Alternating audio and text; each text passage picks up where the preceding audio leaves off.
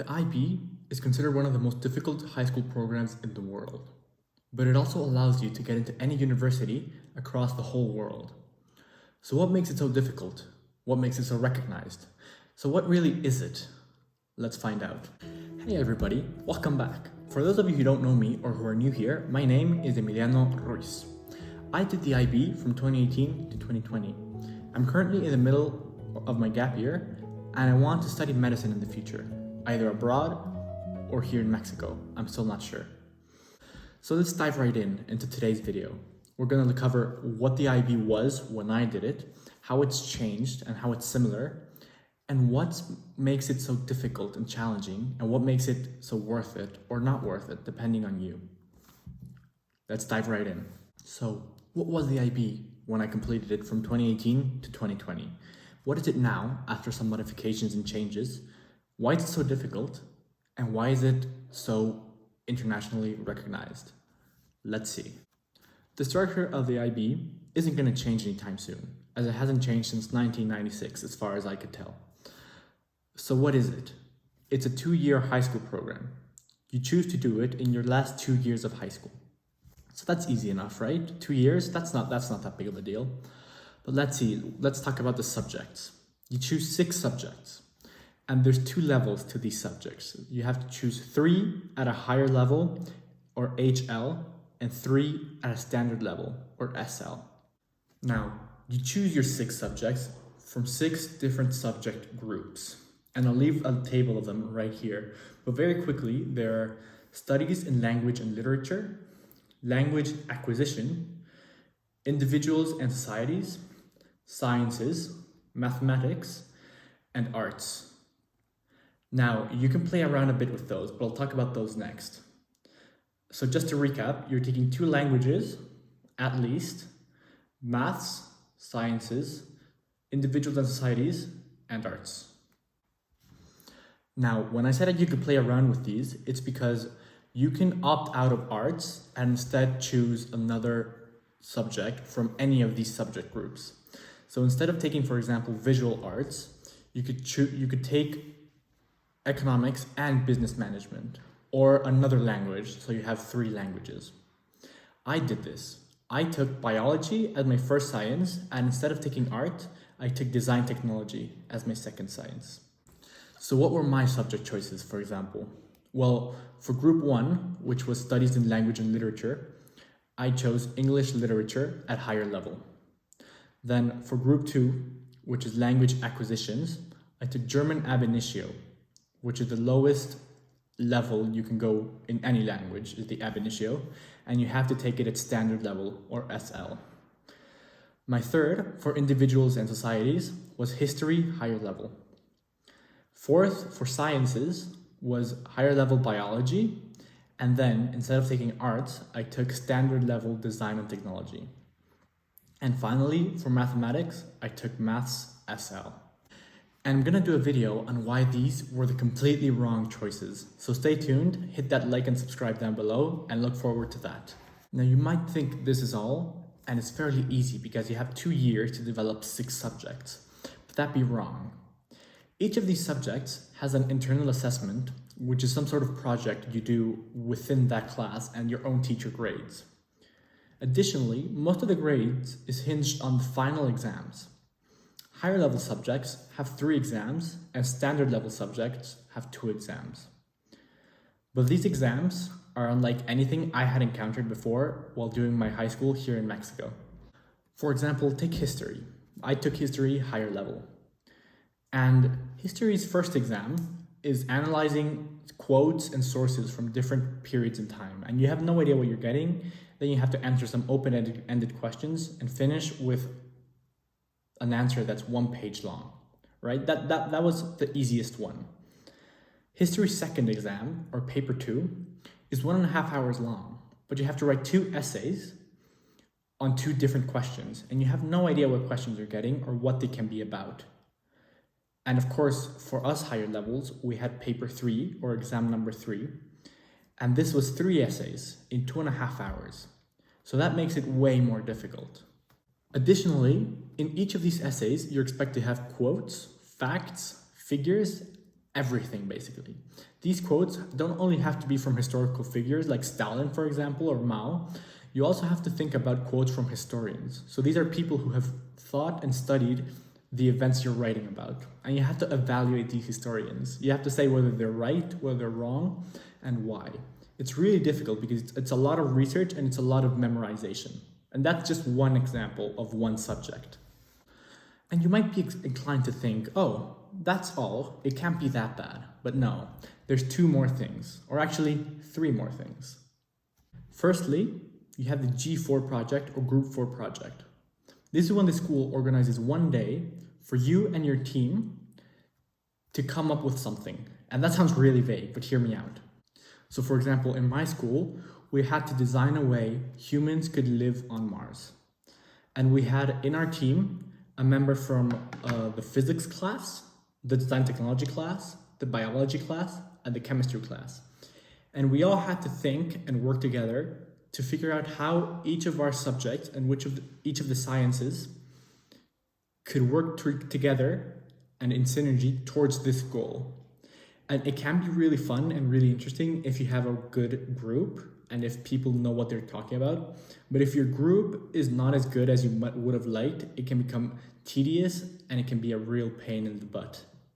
Now, secondly, you have the 3 core elements. So on top of the Group 4 project, and on top of all your subjects, you have these 3 core elements. And these are TOK, or Theory of Knowledge, CAS, or Creativity, Activity, and Service, or EE, for Extended Essay.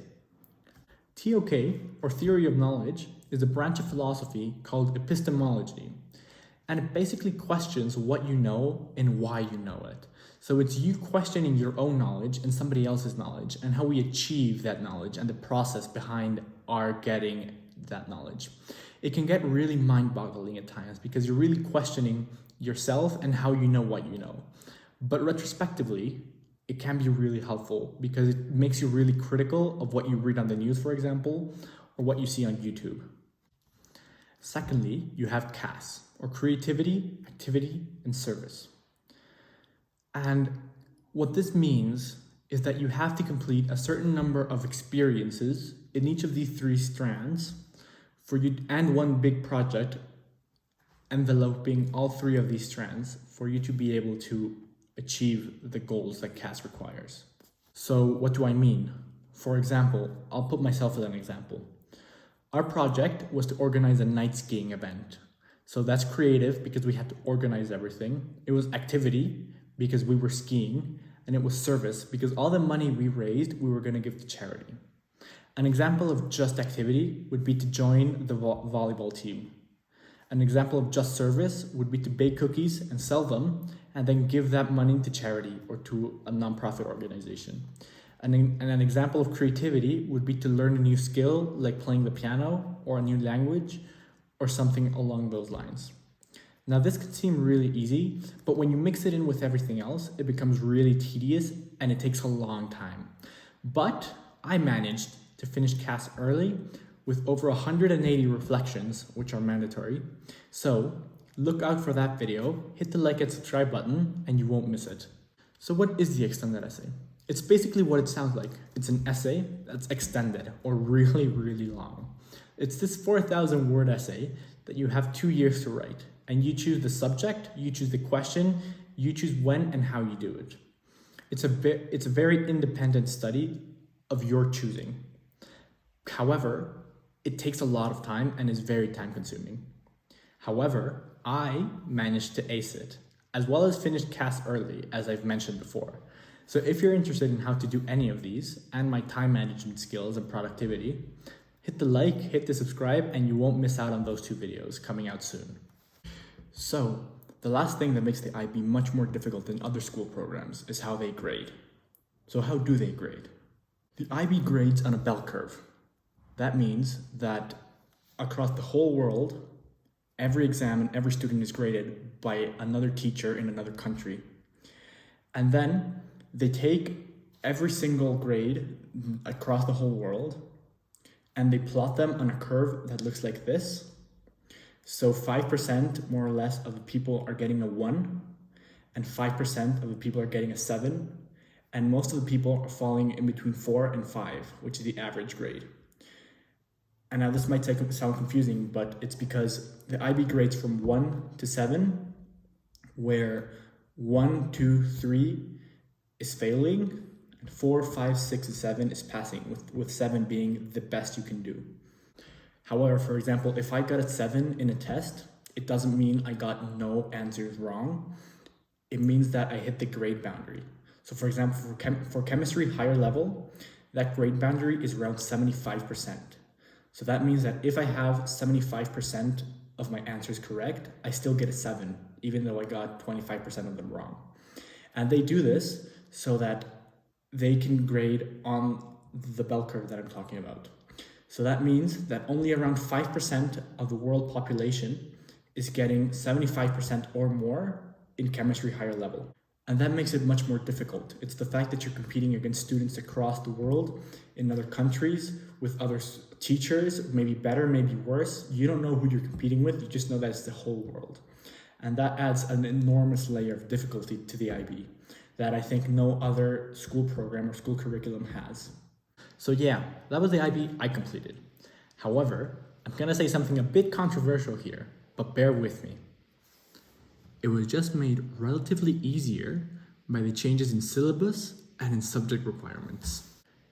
So what changed? Firstly, a few subjects. For example, maths. When I did it, you had maths higher level, maths standard level, and maths standard level studies. And higher level was the hardest one, standard level was the intermediate one, and studies was the least difficult one. Now, with the recent curriculum change, there's now mathematical analysis and approaches, or Maths AA, and mathematics applications and interpretations, or Maths AI. And both of these are at higher and standard level. Also, the requirements for certain subjects have made it easier. For example, English, we had to do an individual oral presentation, and they don't have to do that anymore. Or we had to write the written assignment with reflections beforehand, and I think that's been modified as well. So it definitely has been made easier to pass, or at least more bearable on students. Now, don't get me wrong, this isn't me being jealous or being critical. All I'm saying is, it's different and it's been made easier. But I think that's a good thing, because from what I and my classmates went through, we were really stressed almost 24/7 for 2 years. And if that's gonna help and improve students' lives and mental health, then I think it's great. And I think the IB is good to have done that. And I think you guys, the new generation, is lucky to go through that and to not go through the version that me and my classmates went through. So that's it. That's the IB in very broad strokes. Of course, since I lived it for 2 years, I could record a very long video on every single subject, assessment, and change. But that's not what this channel is about. However, if you enjoy this video, hit a like and hit the subscribe, and I massively appreciate it. If you want to learn more about the subject choices and why they matter, how I aced the extended essay, or how I finished CAS early with 180 plus reflections, hit the like, hit the subscribe, and check out my playlist on the IB. See you next time, guys.